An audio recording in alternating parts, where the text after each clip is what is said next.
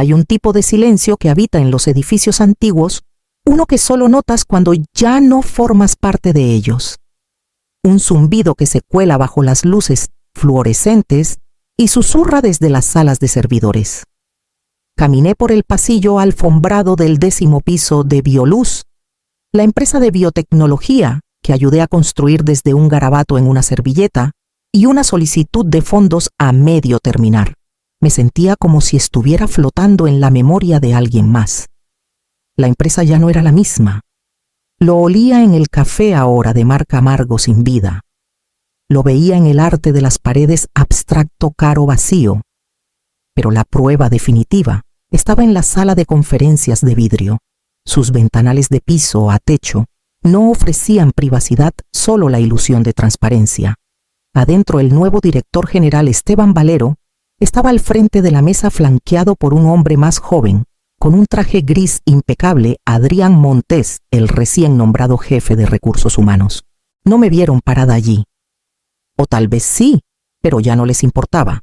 Me detuve junto a un ficus artificial que alguien había considerado decoración de bienestar y dejé que la escena se desplegara.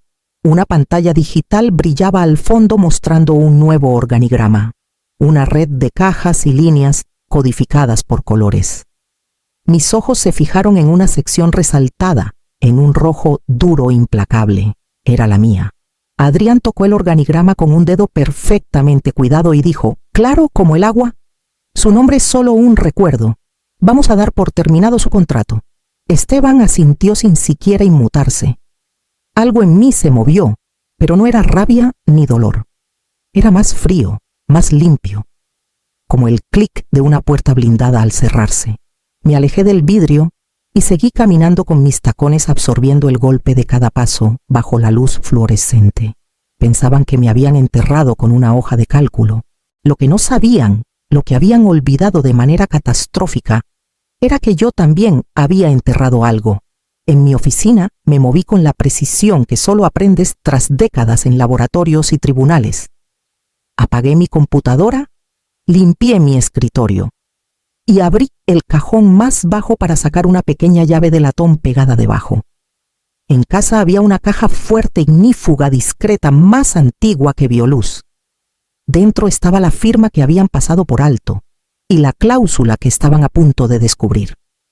La invitación a la reunión llevaba el título Informe de Transición Estratégica enviada por Adrián Montés, con un asunto neutro y una marca de tiempo que lo decía todo.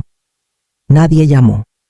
No hubo correo de despedida, solo un bloque en mi calendario y la insinuación implícita de que debía presentarme sola. La oficina de Adrián estaba en el último piso, toda de vidrio y ángulos. Tenía la esterilidad de una sala de exhibición, un escritorio con nada más que un arreglo simétrico de plumas y una orquídea falsa. El único toque personal era el propio Adrián, vestido como si acabara de salir de una pasarela de emprendedores tecnológicos. Mocasines caros, sonrisa confiada sin alma. No se levantó cuando entré.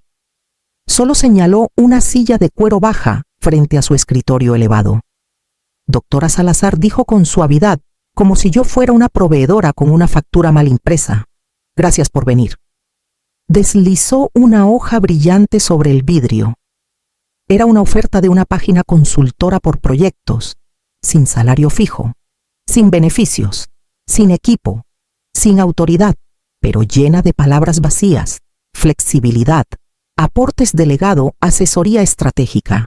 Leí todo una vez, luego otra más despacio.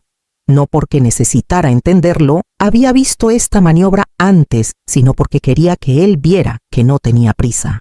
Cuando finalmente levanté la mirada, su sonrisa titubeó apenas. No, gracias, dije. Sus ojos se entrecerraron por una fracción de segundo, la primera grieta en su máscara pulida. Por supuesto, respondió. Su acceso con credencial termina a las 5. Seguridad la acompañará a la salida. Y así fue. Silenciosamente, sin despedidas en el pasillo, sin una última mirada atrás. Solo una caminata por el atrio principal donde los pilares aún llevaban la misión grabada que ayudé a escribir hace 15 años. Uno de los guardias, un joven que no conocía, Mantuvo la puerta abierta mirando al suelo. A las 6 estaba en casa. Caminé directo a mi estudio donde el silencio pesaba más de lo usual. En el segundo estante, detrás de una fila de libros, desenganché un panel de la pared y abrí la caja fuerte. La carpeta de cuero adentro no tenía etiqueta, pero no la necesitaba. Tracé las letras doradas en la portada: Documentos de incorporación de Bioluz. El cuero crujió suavemente al abrir la carpeta. 15 años de esperanza y esfuerzo estaban entre esas páginas. Pasé la declaración de misión, el acta constitutiva, los primeros estatutos, hasta llegar a la sección que insistí en incluir cuando no éramos más que 5 personas y un banco de laboratorio prestado. Cláusula 9C. Revocación de licencias por miembro fundador. Las palabras estaban impresas en una tipografía serif pesada, de esas que ya nadie usa. Deslicé mi dedo por el párrafo ya memorizado, pero aún satisfactorio de leer en su totalidad. En caso de que cualquier firmante fundador sea despedido sin consentimiento mutuo y sin causa documentada, dicho firmante se reserva el derecho de revocar todas las licencias de propiedad intelectual otorgadas a la empresa con notificación escrita de 30 días. Todos pensaron que era paranoica cuando lo exigí. Gabriel Rivas se quejó por los costos legales y los demás lo descartaron como innecesario, pero al final cedieron. Lo presenté como un último recurso, un seguro, no una amenaza. Y luego construimos la empresa y lo olvidaron. Yo nunca lo hice. A las 9 de la noche tenía a Diego Morales en el teléfono. Mi abogado, por más de 20 años, el único hombre en quien confiaba para entrar a un tribunal sin parpadear. ¿Te echaron?, preguntó su voz ya en modo litigante. Intentaron archivarme, dije. Adrián me llamó una firma de legado. Se quedó en silencio por un momento. Luego, con calma: cláusula 9C. Asentí aunque no podía verme. Cláusula 9C. No hablamos con emoción. No hacía falta. En una hora tenía el primer borrador de la carta en mi pantalla formal, contenida legalmente irrefutable. La revisé línea por línea, luego imprimí 10 copias en papel grueso. Por la mañana las enviaría por correo certificado, no por email, no con firma digital, papel, sello, cadena de custodia. Algunas firmas se desvanecen, pero no esta. Observé al empleado de correos estampar cada sobre con fuerza precisa. 10 en total, 1 para cada miembro de la Junta y 1 para Esteban Valero, el director general. Cada uno dirigido a sus residencias personales con acuse de recibo. No se sentía como enviar una carta, sino como colocar un reloj de cuenta regresiva en el centro de su imperio. Y esperé. 3 días. Nada. 5. Silencio. Sin llamadas, sin respuesta legal, sin reconocimiento público. Era el tipo de silencio que no era descuido, era una actuación. Pretendían que no existía. El 7º día recibí un mensaje de un nombre que no veía en meses. Valeria Quintero. Alguna vez mi protegida más brillante, ahora directora de estrategia. La había guiado desde su doctorado, la traje a Bioluz, cuando otros pensaban que era demasiado idealista. Pasamos noches largas en el laboratorio, soñando con cambiar el mundo. Ahora su nombre estaba en los documentos de reestructuración. El mensaje era breve, unas pocas líneas. Adrián rompió tu carta. Frente a 3 ejecutivos. La llamó leña muerta de un berrinche de fundadora. Todos rieron. Yo no, pero tampoco lo detuve. Lo leí 2 veces. La traición no estaba en el acto en sí. Estaba en su silencio. En cómo no lo detuvo, no porque no pudiera, sino porque era más fácil no intentarlo.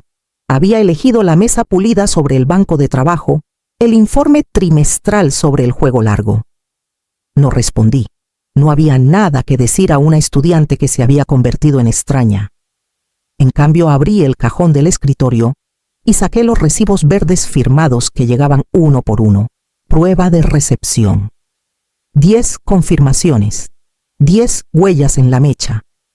Pensaban que ignorarme era poder, que reír era un despido.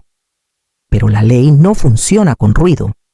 Funciona con documentos, sellos de tiempo y firmas. Y ahora el temporizador estaba contando oficialmente. El 10º día llegó el primer temblor desde el otro lado del océano. el 12º día Diego me reenvió un memorándum interno que alguien aún leal al trabajo, si no a mí, había filtrado. Era del equipo de enlace europeo de Bioluz. Corto, frenético. Asunto urgente. Contrato de Múnich. Marcado por inconsistencia de propiedad intelectual. No necesitaba leer más para entender qué pasó, pero lo hice de todos modos. Nuestro socio de distribución alemán, obsesionado con la precisión y averso al riesgo, estaba preparando la renovación de un contrato de 800 millones de pesos. Como parte de su diligencia, solicitaron una copia actualizada de la licencia de propiedad intelectual que cubría nuestra tecnología principal. Bioluz envió el acuerdo original, el mismo con mi nombre en tinta negra, en la página 7. Los alemanes tenían preguntas. ¿Dónde estaba el anexo actualizado que explicaba mi salida? Había el cofundador que originalmente otorgó la licencia proporcionado documentación de transferencia post-despido, seguía siendo válida la propiedad intelectual. Bioluz no tenía nada que darles, ni firma, ni renuncia, ni puente entre el pasado y el presente. El trato se congeló de inmediato. Su siguiente movimiento fue predecible. Corrieron a tapar el hueco enviando una licencia actualizada a la Oficina de Patentes y Marcas de México. Nuevos nombres, nueva estructura, sin mención de mí. 2 días después la oficina rechazó el registro. Los motivos fueron clínicos y devastadores. La solicitud carece de autorización del licenciante original. Registro de firmantes incompleto. Intentaron borrarme con un memorándum interno. Luego intentaron sobreescribirme en un registro federal. Ninguno funcionó. Diego me llamó después de que el aviso de rechazo se registró oficialmente. Están en pánico, dijo, y cada movimiento que hacen crea un rastro más profundo de negligencia. No dije nada. Estaba en mi jardín arrancando maleza entre las piedras, sintiendo la tierra bajo mis uñas. Todavía fingen que no existes, añadió. Observé a una abeja rodear un arbusto de lavanda. Déjalos, dije. El mercado no fingió por mucho tiempo. Ese fin de semana un blog financiero recogió la historia del contrato alemán congelado. Para el lunes, las acciones de Bioluz cayeron un 7% antes del mediodía. La citación llegó por mensajería entregada a mano con toda la ceremonia del pánico disfrazado de profesionalismo. Bioluz me estaba demandando por extorsión corporativa. La ironía no dolió. Satisfizo. Esto no era una amenaza, era una invitación. Diego revisó el paquete mientras yo preparaba té. Cuando levantó la vista no estaba enojado, estaba energizado. Nos dieron derechos de descubrimiento, dijo, con un tono preciso y quirúrgico. Acaban de abrir cada cajón de su casa. Correos, memorándums, minutas de reuniones, correspondencia legal. Cada registro relacionado con mi despido, la licencia y las decisiones de la Junta, ahora estaba al alcance. Pensaron que la demanda me intimidaría para retroceder. En cambio, nos dio permiso para mirar bajo cada piedra. 2 días después, mi bandeja de entrada comenzó a moverse. Mensajes anónimos comenzaron a llegar excompañeros usando servicios encriptados, cuentas fantasma, números desechables, sin firmas, solo migajas. Me enviaron capturas de pantalla, archivos adjuntos, archivados hilos de chats internos. Un archivo era una cadena de correos de hace 11 meses. Asunto cláusula de fundadores. Preocupación legal. Era del abogado interno de Bioluz advirtiendo directamente a Adrián que la cláusula que redacté podría representar una responsabilidad estructural significativa si no se manejaba con plena cooperación de la docrata Salazar. La respuesta de Adrián fue corta, anotado. Lo manejaremos internamente. Esa frase manejar internamente se quedó en la página como un moretón. Lo sabían. Y habían elegido la arrogancia sobre la cautela. Esa decisión ahora estaba documentada, sellada, irrecuperable. Diego presentó la primera solicitud formal de descubrimiento a la mañana siguiente. Están sangrando en su propio rastro, dijo, mientras enviaba. Solo tenemos que seguir las gotas. Asentí, viendo la copia digital de la solicitud desaparecer en la cola. Afuera la prensa comenzó a murmurar. El artículo sobre el Trato de Múnich ya había generado especulaciones en foros de inversionistas. Pero la verdadera detonación aún no llegaba. Esa llegó con el aviso de reunión de emergencia de la Junta con mi nombre en la invitación. La sala de juntas no había cambiado. Seguía siendo larga, oscura, diseñada para intimidar. Los ventanales de piso a techo ofrecían una vista de la ciudad que Bioluz una vez prometió limpiar. Me senté en un extremo de la mesa junto a Diego, con una pila de carpetas etiquetadas descansando frente a él. Frente a nosotros, Esteban Valero pálido y tenso. Adrián Montes con una expresión frágil. Los 9 miembros de la Junta los flanqueaban cada uno cargando el peso de los accionistas respirándoles en la nuca. El presidente carraspeó. Esta sesión se ha convocado para abordar la interrupción actual en la integridad de las licencias de Bioluz. Se volvió hacia mí su voz baja. Doctora Salazar, estamos aquí para escuchar. No hablé. No necesitaba hacerlo. Diego abrió la carpeta superior y comenzó. Se movió por los hechos con claridad quirúrgica, sin florituras, sin emoción. Solo registros de correo certificado, confirmaciones de entrega, cartas de rechazo selladas de la oficina de patentes. Presentó los correos internos de Adrián, ignorando al abogado, desestimando riesgos, burlándose de la cláusula que ahora no podía eludir. Luego vino el documento final. Diego deslizó un affidavit sellado por la mesa. Esto es de Gabriel Rivas, dijo, el director general fundador de Bioluz. Una pausa recorrió la sala. En él, continuó Diego, confirma que la cláusula 9C fue insertada para proteger a los creadores del tipo exacto de eliminación administrativa que ahora está bajo revisión. También confirma que cada miembro de la Junta en ese momento, incluido él, lo entendió y aprobó. El silencio que siguió fue más pesado que cualquier cosa que pudiera haber dicho. Observé los rostros alrededor de la mesa. Las expresiones no eran de enojo, eran de miedo. El presidente tomó el affidavit con manos firmes, pero sus ojos se desviaron hacia Esteban, luego a Adrián. La mujer a su izquierda, una de las mayores inversionistas de la firma, se inclinó hacia adelante y habló su voz tan suave que parecía acero envuelto en seda. Señor Montes, dijo, autorizó conscientemente la remoción de una socia fundadora sin considerar la cláusula de licencia que ella ayudó a redactar. Adrián abrió la boca. No salió ninguna respuesta. El presidente no esperó. Nos retiraremos aquí, dijo, y nos reuniremos en privado. Mientras Diego recogía las carpetas, nadie me miró a los ojos. Ahí supe que el día 31 llegaría sin interferencias. La reunión no terminó. Se fracturó. En el momento en que Diego cerró la última carpeta, la sala se disolvió en movimiento, inversionistas susurrando en esquinas, asistentes, entrando con urgencia silenciosa. Nadie habló con Esteban. Nadie miró a Adrián. El presidente declaró la sesión terminada, aunque nadie lo escuchó realmente. Me levanté tranquila en medio del desmoronamiento. Al salir al pasillo, capté una palabra flotando entre el murmullo detrás de nosotros: renuncia. Se pegó a las paredes de vidrio como condensación. No dormí esa noche, no por ansiedad, sino porque estaba esperando. La calma antes de una detonación controlada. Mi comunicado de prensa ya estaba listo, revisado, impreso y preaprobado por el abogado. Era breve, sin emociones. Limpio. A las 9 de la mañana se publicó. De conformidad con la cláusula 9C del acuerdo de licencia de Bioluz, la doctora Celeste Salazar ha ejercido su derecho a revocar todos los derechos de propiedad intelectual originalmente otorgados a Bioluz Inc. con efecto inmediato.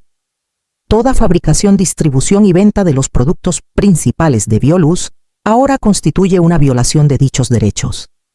Los titulares siguieron en minutos. Las líneas de producción se congelaron a las 10. Los pedidos en proceso fueron retirados, los clientes buscaban claridad a tientas. A las 11 la negociación de las acciones de Bioluz se detuvo a la espera de divulgación. La Junta emitió un comunicado propio, vago, apologético, lleno de palabras como desarrollo inesperado y resolución en curso. Pero fue al mediodía cuando comenzó el verdadero desmoronamiento. Esteban Valero renunció con efecto inmediato. Adrián Montes, según una fuente interna, fue escoltado fuera del edificio sin su laptop. El hombre que alguna vez me llamó una firma de legado se había convertido en una nota al pie de responsabilidad. Mi teléfono sonó a las 12:43. Su número. Aún guardado, aún familiar. Lo dejé sonar 2 veces antes de contestar. Celeste dijo, su voz frágil despojada de autoridad: por favor, solo dinos qué quieres. Cerré los ojos no por lástima, sino para absorber la plena satisfacción de su colapso. Es demasiado tarde, Esteban, dije, mi voz firme. No se trata de lo que quiero, se trata de lo que hicieron. Luego colgué y volví a la siguiente tarea. Pasó una semana. La empresa se tambaleaba bajo el peso de su silencio, sin producción, sin ventas, sin un comunicado que pudiera dar sentido al colapso. Observé desde mi jardín, podando lavanda, mientras los presentadores de noticias especulaban y los inversionistas hervían de furia. Entonces finalmente la junta regresó. No con abogados, no con acusaciones, sino con una propuesta y un cheque en blanco. Diego me entregó la carpeta llena de lenguaje condicional y desesperados incentivos. Ofrecen la reinstalación total, dijo. Salario, posición, bono por firma, lo que quieras. No necesité leer más allá de la primera página. Cerré la carpeta y la devolví por la mesa. No voy a regresar, dije. Asintió lentamente. Entonces, ¿qué quieres? Ya tenía mi lista. Esa tarde me reuní con la junta no en una sala de juntas, sino en una oficina neutral en el centro libre de la marca de Bioluz. Lo expuse sin veneno, sin triunfo. Solo términos. Bioluz, tal como estaba acabada.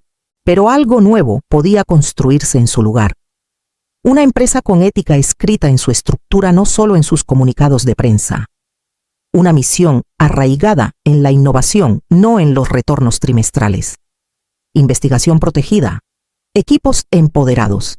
Y yo no como una fundadora simbólica ni figura decorativa, sino como miembro fundador de la Junta con poder de veto en todas las futuras designaciones de liderazgo y decisiones de propiedad intelectual. Sin título, sin oficina. Solo un asiento permanente en la mesa que no podía ser movido. No hubo debate. Aceptaron todo. Porque ahora entendían, nunca quise venganza. Quise protección para lo que una vez juramos que importaba.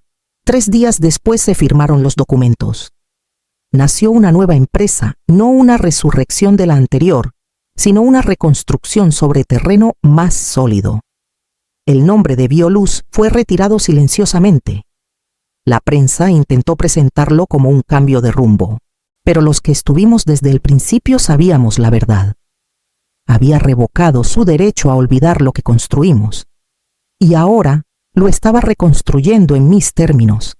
La mañana que caminé por las nuevas puertas principales, lo vi allí justo debajo del logo grabado en vidrio. La nueva empresa se lanzó sin alboroto, sin champán, sin titulares. Solo un anuncio discreto en la prensa de la industria y un sitio web que se lanzó con una sola palabra en la parte superior: Soliterra. Luz renacida. El nombre fue mi elección. No por cómo sonaba, sino por lo que prometía. Algo limpio, algo ganado. La primera mañana llegué temprano, no como ejecutiva, no como invitada de honor, sino como la persona que se aseguró de que las paredes no se derrumbaran esta vez. El edificio era modesto comparado con las torres de vidrio de Bioluz, pero vibraba con energía. No el zumbido falso de lanzamientos apresurados o equipos de relaciones públicas, sino el murmullo de personas haciendo trabajo real otra vez. Al pasar por la entrada del nuevo laboratorio me detuve. A la derecha de la puerta, fijada en metal cepillado, había una pequeña placa rectangular, nada ostentoso, sin logo corporativo, solo 2 líneas. Cuadra Celeste Salazar. La integridad es el cimiento y la firma es la piedra angular. Me quedé allí un largo momento, dejando que el peso silencioso de eso se asentara sobre mí. Alguna vez me llamaron un legado, un fantasma, un nombre en una línea. Y al final ese nombre deshizo todo lo que pensaron que podían controlar. No hizo falta gritar. No hizo falta venganza. Solo una firma escrita con cuidado hace años por alguien que ya había imaginado que este momento podría llegar. El poder no siempre alza la voz. A veces espera. A veces observa. A veces se mueve silenciosamente bajo las tablas del piso hasta que la casa encima colapsa bajo su propia arrogancia. No destruí Bioluz. Olvidaron que la sostenía. Solo se lo recordé. En papel, en tinta. Ahora, mientras caminaba más adentro del laboratorio con el murmullo de máquinas y voces suaves resonando a mi alrededor, no me sentía vindicada. Me sentía lista. Y sabía en algún lugar allá afuera, alguien más sostenía una firma propia, enterrada, pasada por alto, poderosa, esperando el día en que recordaran cuánto valía.